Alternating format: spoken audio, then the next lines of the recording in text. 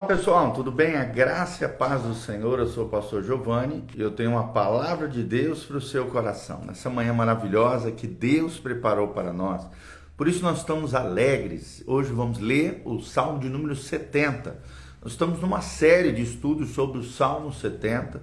Juntamente com isso, estudando alguns personagens da Bíblia Sagrada e as chaves espirituais, lições valiosas na vida deles. Mas também estamos intercalando aqui com a leitura do livro dos Salmos, o Salmo de número 70. Começamos lá no Salmo 1, 2, 3, tal, e já estamos no Salmo 70. E o nosso propósito é terminar todos os 150 salmos diante da presença do Senhor. Então, vamos ler juntos a palavra de Deus, porque ela é lâmpada para os nossos pés e luz para o nosso caminho. Abre o seu coração, deixa Deus falar com você através do texto sagrado. A Bíblia diz no Salmo 70, praza-te, ó Deus, em livrar-me. Dá-te pressa, ó Senhor, em socorrer-me. Sejam envergonhados e cobertos de vexame os que me demandam a vida. Tornem atrás e cubram-se de ignomínia. Seriam vergonha aqui, né? Os que se comprazem no meu mal. Retrocedam por causa da sua ignomínia ou vergonha. Os que dizem bem feito, bem feito. Folguem e em ti se rejubilem todos os que te buscam, os que amam a tua salvação. Digam sempre, Deus seja magnificado. Eu sou pobre e necessitado, ó Deus, apressa-te em valer-me, pois tu és o meu amparo e o meu libertador. Senhor, não te detenhas. Senhor, não te detenhas. Então, um lindo salmo. São 5 versículos, um salmo pequenininho, Salmo 70, que fala sobre a oração em tempos de angústia. Esse salmo é uma repetição com algumas variantes, né, do Salmo 40, entre 13 a 17. É um segundo salmo que é repetição de outro salmo, como eu falei aqui, o Salmo de número 40. O primeiro foi o Salmo 53, que é uma reprise do Salmo 14. E no segundo momento, agora, o Salmo 70... formam, né, os 5 últimos versículos do Salmo 40. Alan Harman, um grande teólogo, estudioso da palavra de Deus, sugere que esses versículos do Salmo 70 foram tirados do Salmo 40 e recapitulados, né, renovados aqui, usados em algum momento de grande aflição pelo salmista aqui, ao mestre de canto, é claro, Davi, escrevendo o Salmo 70. Derek Kidner, um outro erudito, teólogo, cristão, ele acredita que essa duplicação surgiu por meio de compilação que se fizeram de coleções separadas do livro dos Salmos. Mas também concordamos aqui com Spurgeon, um outro grande pregador, teólogo e também homem de Deus da história da igreja, quando ele diz que esse salmo é um salmo memorial, que agem como se fosse um elo entre os dois salmos que são expostos aqui, né, e que nos ensinam coisas maravilhosas que nós estamos aprendendo aqui. É como se fosse uma expostulação suplicatória e forma com eles uma preciosa tríade de cânticos espirituais diante do Senhor. Uma espécie de anexo congruente aqui do Salmo 69 e um prefácio do Salmo 71. Parkinson, um outro teólogo também cristão, homem de Deus, estudioso da Bíblia Sagrada, citando, né, Morgan, um outro grande cristão, ele diz que esse breve salmo é o soluço impetuoso de uma solicitude ansiosa, pois encontramos aqui pouca quietude nele e uma espécie de pressa por parte daquele que está escrevendo o salmo, que é claro, Davi. Os inimigos aqui parecem estar engajados em uma perseguição cruel, em um escárnio cheio de motejo. Parece que o cantor sente que a pressão está se tornando insuportável, uma espécie de medo de ser vencido, clama para que Deus apresse no seu livramento. A confiança do cantor aqui é evidente, a confiança em Deus, a confiança no Senhor, por isso ele clama a Deus e evidentemente não há espaço em seu coração para questionar a capacidade de Deus em guardá-lo. A única pergunta é se o socorro de Deus chegará a tempo. E é interessante que essa indagação também, às vezes, permeia, né, ele acaba passando no nosso coração. Será que o socorro de Deus chegará a tempo? E é interessante que Matthew Henry, um outro comentarista do texto sagrado, ele diz que Davi aqui ora para que Deus envie, em primeiro lugar, um auxílio para si mesmo, Salmo 70, de 1 e os versículos 1 e versículo 5. Num segundo momento, ele diz que existe vergonha sobre os seus inimigos, no Salmo 70, de 2 a 3. Num terceiro momento, Matthew Henry nos ensina que há alegria para os amigos de Deus, no Salmo 70, versículo 4. E vamos seguir então essa diretriz de Matthew Henry para o nosso esboço aqui, para que você possa compreender melhor o Salmo 70. Então, em primeiro lugar, Salmo 70, primeiro versículo e o último versículo, versículo 5, pede auxílio para si mesmo. Quantas vezes nós fazemos isso diante de Deus? Nós pedimos auxílio para nós mesmos, diante de um momento de tribulação, de dificuldade, de crise, de problema. Davi pede auxílio para si mesmo, em decorrência das circunstâncias e das condições em que ele estava. O salmista aqui, Davi, enfrenta 3 perigos reais. Em primeiro lugar, uma perseguição, descrita no versículo 1 e versículo 2. É interessante, ele fala sobre isso. Num segundo momento, nós vemos a maldade indisfarçada, na parte B do versículo 2. E no terceiro momento, nós vemos um escárnio por parte dos inimigos, escancarado no versículo 3 do Salmo 70. Em segundo lugar, vemos uma aflição, lá no versículo 5, no final, quando ele diz, eu sou pobre, E é interessante porque a pobreza traz em sua esteira muitas aflições, a falta de recursos, a falta de dinheiro. Sim, muitas vezes nos sentimos fracos diante de tudo isso e recorremos a Deus, porque Deus é a nossa fortaleza, Deus é o nosso provedor. E isso está claro com aquilo que Paulo nos ensina quando ele diz, pelo que sinto prazer nas fraquezas, nas injúrias, nas necessidades, nas perseguições, nas angústias, por amor de Cristo, porque quando sou fraco, então é que sou forte. 2 Coríntios 12, 10. Nas palavras de Spurgeon, a nossa pobreza é a nossa riqueza, ao mesmo tempo que a nossa fraqueza é a nossa força.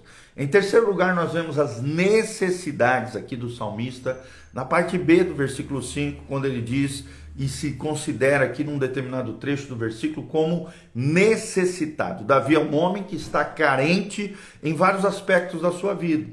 Ele é um homem que está carente de amigos, é vítima da trama dos seus inimigos, os quais se alegram com sua desdita e fazem planos para tirar a sua vida. Quando, porém, os recursos da terra se esgotam, o auxílio dos homens se torna ineficaz, recorremos em oração e encontramos em Deus socorro e salvação. Vou repetir: quando os recursos da terra se esgotam, quando os auxílios dos homens se tornam ineficazes, recorremos em oração e encontramos em Deus socorro e salvação. No segundo princípio que aprendemos nesse salmo, está no versículo 2 ao versículo 3. Davi pede vergonha sobre os seus inimigos, Ignomínia ele chama aqui, afronta, vergonha. Duas coisas aqui nos chamam a atenção. A primeira delas, a descrição que Davi faz dos seus inimigos, nos versículos 2 ao versículo 3. Primeiro, ele descreve seus inimigos como violentos. Segundo, seus inimigos como aqueles que têm prazer na maldade. Terceiro, como escarnecedores, zombadores, aqueles que tiravam sarro e escarneciam do salmista. E em segundo lugar, nós vemos aqui a oração que Davi faz contra os seus inimigos no versículo 2. A oração de Davi, ela tem 2 componentes. Primeiro, Davi ora para que os seus inimigos sejam envergonhados nessa sanha cruel. Em segundo lugar, Davi ora para que eles retrocedam por causa da sua vergonha, o que ele chama aqui de ignomínia. Retroceder é bater em retirada, é pegar a mesma estrada de onde vieram com más intenções malignas e sofreram então uma acachapante derrota por parte do próprio Deus, trabalhando em nosso favor. O terceiro princípio que aprendemos nesse lindo salmo está no versículo 4 do Salmo 70, quando Davi pede alegria para seus amigos.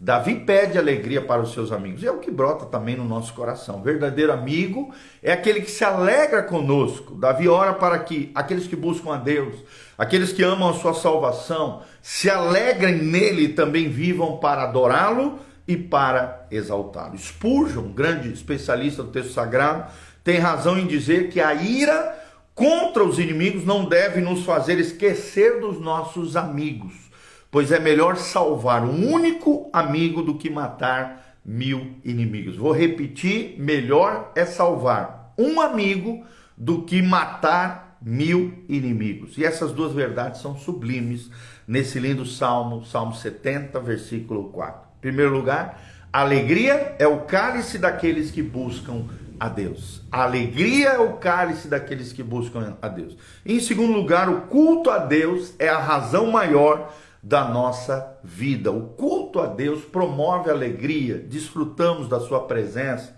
O culto a Deus é a razão maior da nossa vida, é o que nós vemos na parte B desse lindo salmo. Por quê? Porque fomos criados para o louvor da glória de Deus, né? É interessante isso. Enquanto uns amam o dinheiro, outros os prazeres, outros o sucesso, a fama, a ostentação, acima da salvação de Deus, os piedosos, os homens e mulheres consagrados, dedicados ao Senhor, podem se deleitar na adoração e viver para exaltar a Deus constantemente por causa da sua salvação graciosa. Pois só aqueles que foram libertos por Deus podem exaltá-lo. Deus, portanto, quer ser desfrutado, quer ser adorado.